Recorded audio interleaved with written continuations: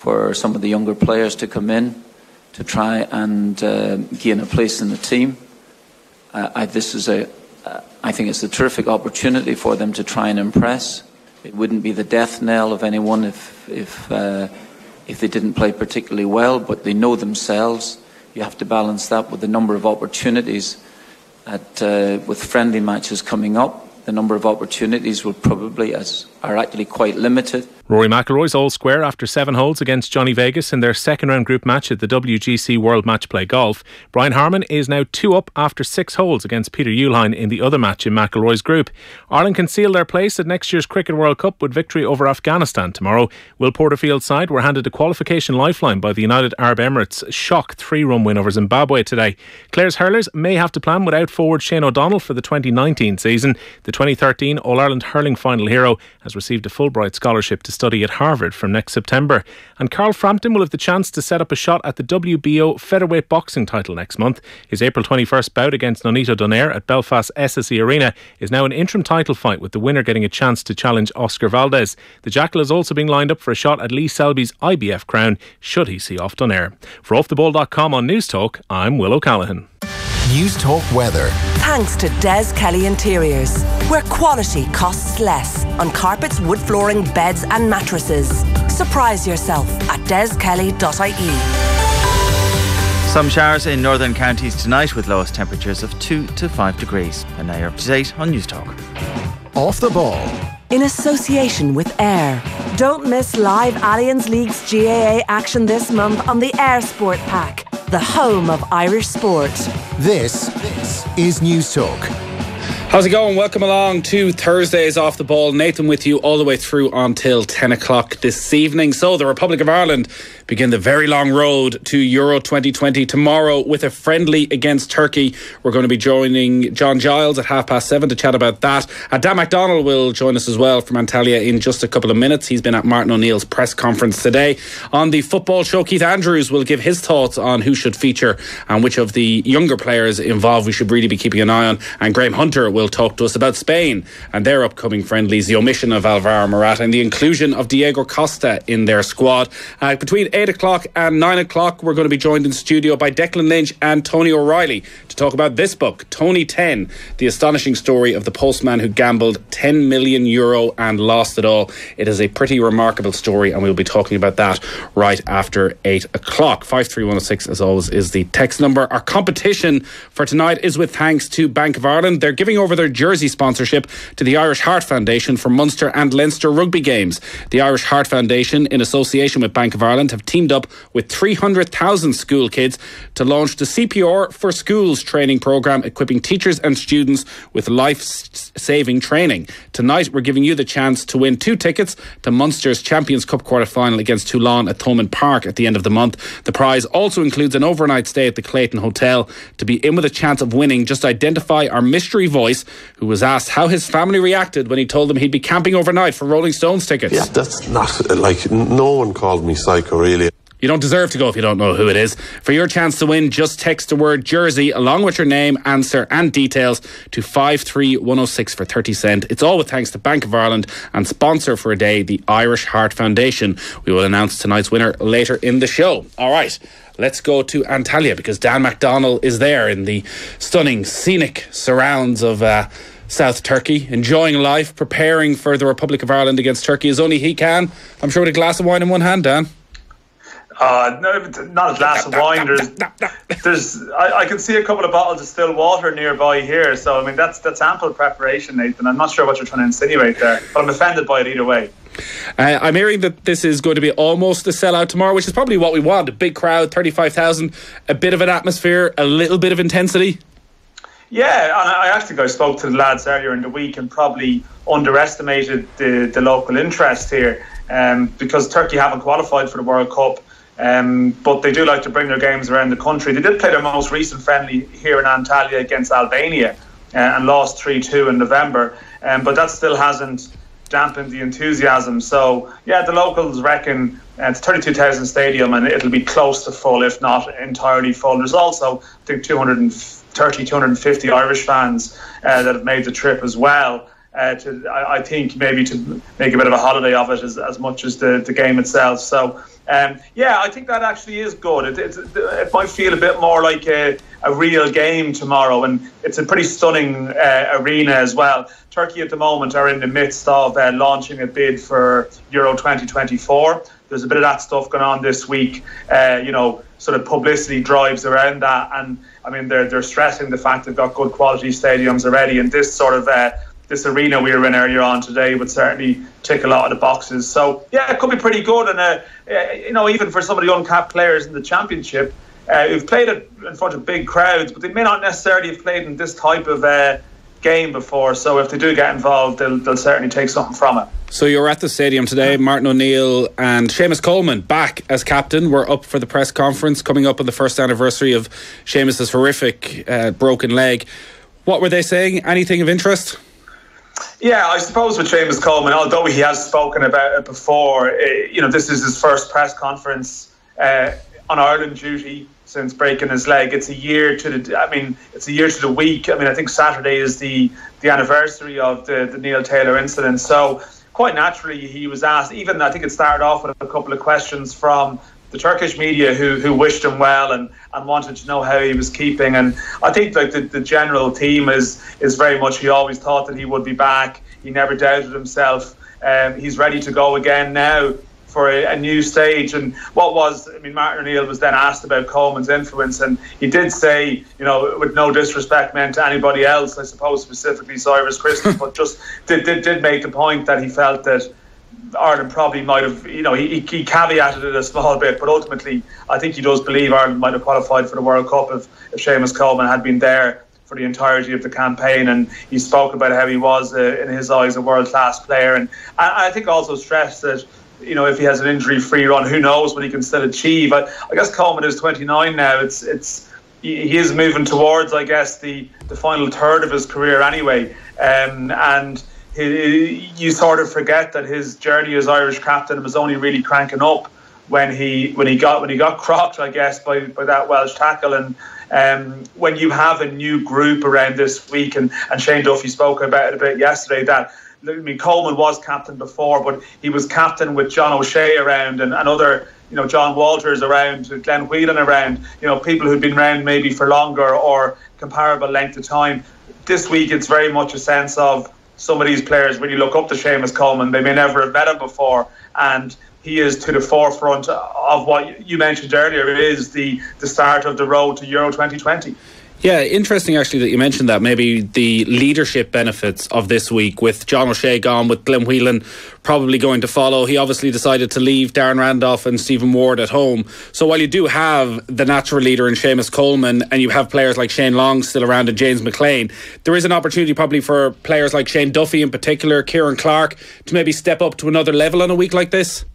Yeah, I think Duffy in particular, we'll see who plays tomorrow. I wouldn't be surprised if Kevin Long was involved at some point, but I would expect Duffy to play. And I think, we spoke to Duffy yesterday, and certainly the evolution of his career it's there for all to see, almost symbolically this week, that he actually made his first start for Ireland, his first appearance for Ireland in 2014 when Martin O'Neill took over. It was a summer game against Costa Rica, probably comparable to this in terms of the squad. He was the new boy then. And now Duffy has almost ascended to this level where he's one of our handful of Premier League regulars. He's someone who's doing very well at Premier League level and may well be the subject of interest, in the next couple of years. And he has a bit of status now, a bit of profile. And I mean, it's not long since the Euros when he was very raw, even Moldova away, when, he made a mistake, and some very good judges, people like Richard Dunn, I think we're speaking on your show about the need for him to improve his decision making. It does feel that Duffy is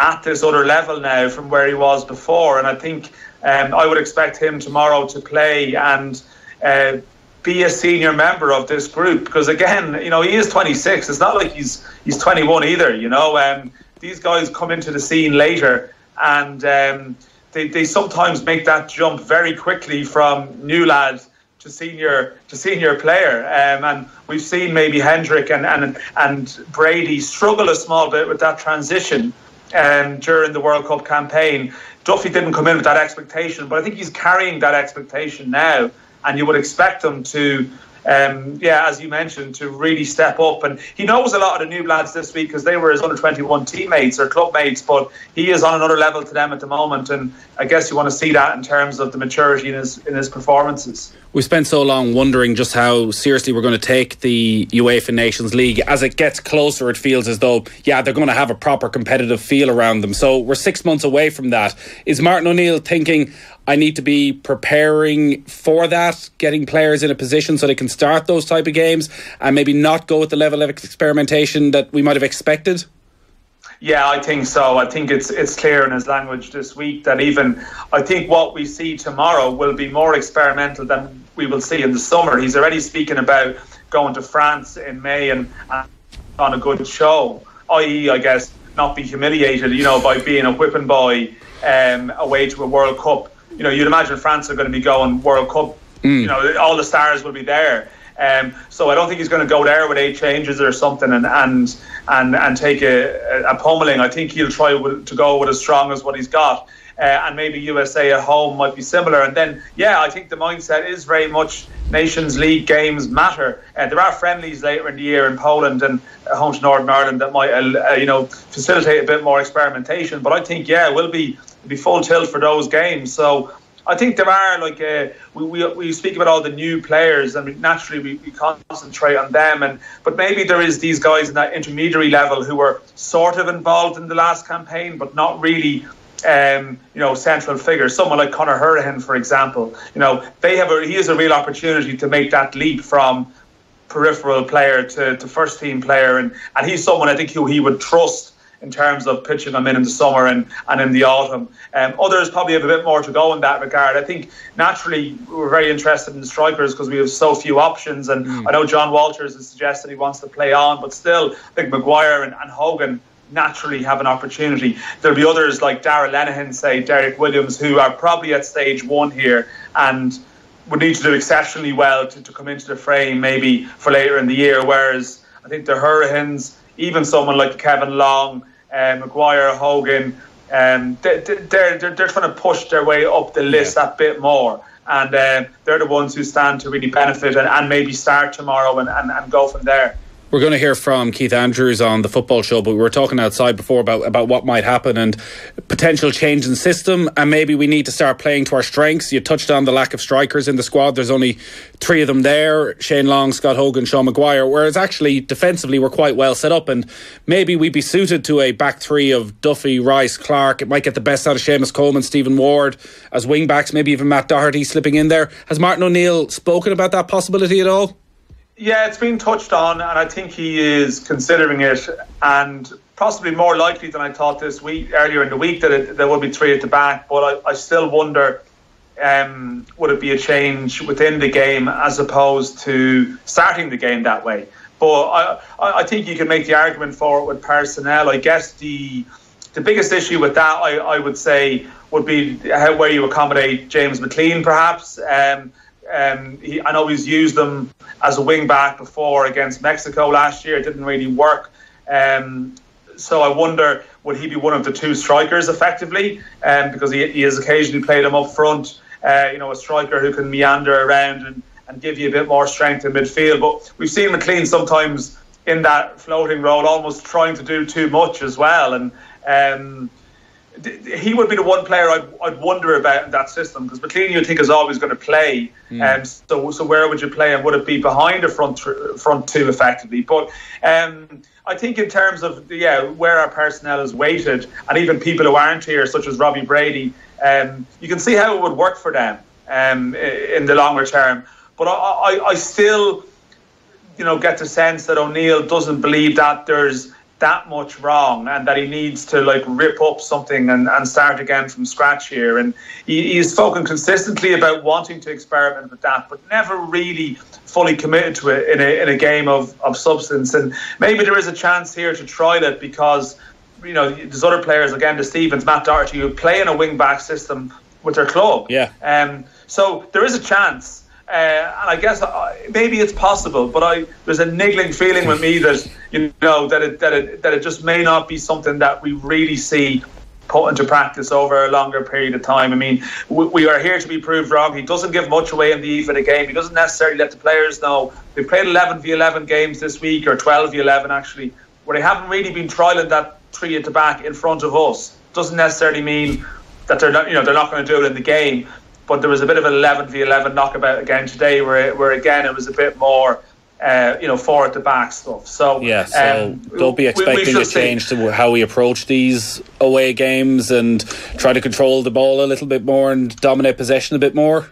Yeah, I think he would feel that the away results in the campaign were very good. So do we need to change our away results? Our away approach that dramatically? Maybe at home. I mean, it's pretty obvious. With the results on paper, it's abundantly obvious. Home form is what killed Ireland in the last campaign. But yeah, I think there's that element of, well, we didn't do much wrong away from home, so we don't necessarily need to radically change what we do there. But obviously, there needs to be a way to facilitate better attacking play at home and generally create more chances and not be as reliant on the solid defending that we have been during his tenure. But again, that comes back to what he touched on.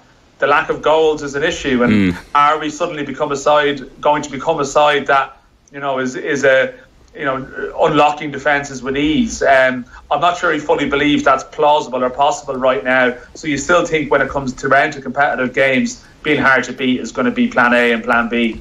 1-1 draw. 1-1 draw. There might be a few more goals in the game. I think when he does experiment, we have seen games opening up. Probably not in a good way for Ireland. I think there could be a few more goals in this game. You're selling it, Dan. You're selling it. I'm selling it.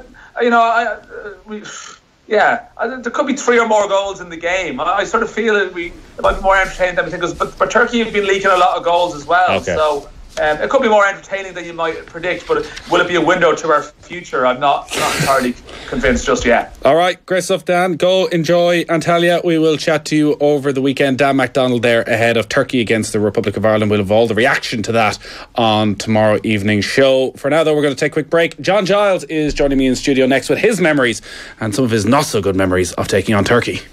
Off the Ball on News Talk in association with Air. Don't miss live and exclusive Premier League action this month on the Air Sport Pack. Every Friday on the